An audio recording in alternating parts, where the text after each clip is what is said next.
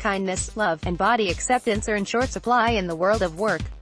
In female-filled yoga studios, it's a different story. By my second year of law school, I was desperate. I was exhausted and racked with anxiety. When I woke up one day in excruciating pain and unable to move my head, I hobbled over to the University Health Center, where I got a big shot of muscle relaxers in my right flank. Over the next 2 weeks, I took my final exams in a cloud of prescription painkillers and Flexeril. The next semester, instead of signing up for my usual high-impact cardio or boxing class at the gym, I decided to try yoga. It stuck, and it made my neck feel better. More than a decade later, I have a regular practice and a teaching certification. And when I look around classrooms in cities from New York to Nairobi, I see people who feel familiar, ambitious, overextended, TypeA women. The kind of women who, like me, might have managed to displace a disc in their cervical spine just from stress. For a great many women, a yoga practice also offers a rare, largely female space where the ethos is one of treating your body with kindness. Women are exhausted, and we are flocking to yoga. Men also practice yoga, sure, and, predictably, they dominate the ranks of gurus and leaders and the kind of practitioners who brand their own names on their particular school, but in the United States, your average yoga class is filled with women. Your average yoga teacher is a woman. Your average aspirational Instagram yoga celebrity is a very limber woman in very expensive leggings.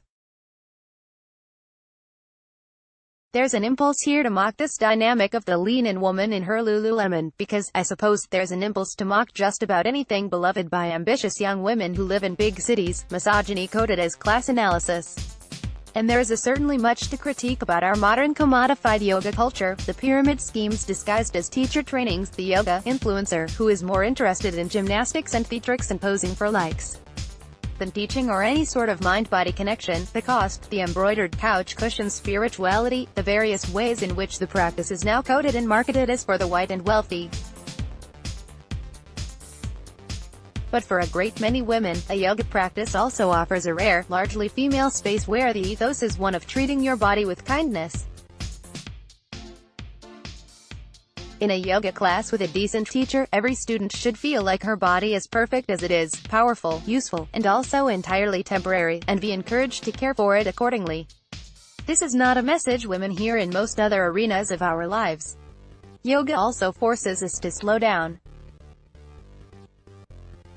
Like a lot of TypeA, competitive women, I spent years trying as hard at yoga as I tried at everything else, pushing myself to the limit in every class, trying every inversion, practicing arm balances over and over. I was immediately drawn to hot power yoga, which was fast and sweaty and toned up my legs as much as it taught me to breathe. I bristled at the spiritual stuff, tolerating an here or there, but treating yoga essentially as exercise. Eventually, that approach shifted. The more my instructors told us to work on matching our breath to our movements, and the more I figured out that particular dance of internal and external, the more yoga felt like a moving meditation and less like exercise. When I had enough of the basics down, I could actually listen when teachers said to move slowly, to make movements fluid instead of throwing our bodies into shapes. I started to feel a new reverence for the way my body could move through the world, for its grace in its strength, and for its limitations. I started to treat it better, in class and outside of it. At their best, yoga studios provide the combination of community and spirituality once reserved for church. Like many of the women I see in yoga class, I grew up in a post-second wave feminist world where girls were told we could be whatever we wanted to be while also knowing we had to work twice as hard to get there. Women of my generation, I'm an older millennial, outperformed boys in school, getting better grades and graduating in higher numbers. We filled the hallways of graduate schools, and when I graduated from law school, female law graduates outnumbered male ones. Many of us went on to work demanding jobs in hectic cities. We have children or partners or both, and probably a great group of friends, and maybe a pet or two. A lot of people need us, and much is asked of us. We are working ourselves to the bone in pursuit of absolute perfection and working even harder to make it all look effortless. Yoga is one of the only places where we can take an hour and be alone and silent, encouraged, even, to let our thoughts float away and concentrate only on breathing in, breathing out, and moving our bodies along that wave. It's a place where women who are otherwise caught up in competition and the demand that we prove our worthiness can absorb entirely unself-conscious sermons on love and compassion without worrying that we will be seen as silly or uncool or unintelligent. There's such a disconnect with faith or a spirituality in a regular person's life, Jessica Sandhu, a wellness coach and yoga teacher in Washington, D.C., told me. Most of my students are pretty high-powered, they work in politics, they're early morning people. They're under a lot of stress. But yoga really affects the nervous system, and although they might not understand that while they're doing it, there is a yoga bliss. At their best, yoga studios provide the combination of community and spirituality once reserved for church. Fewer than a third of Americans under the age of 40 go to church once a week, more of us meditate weekly.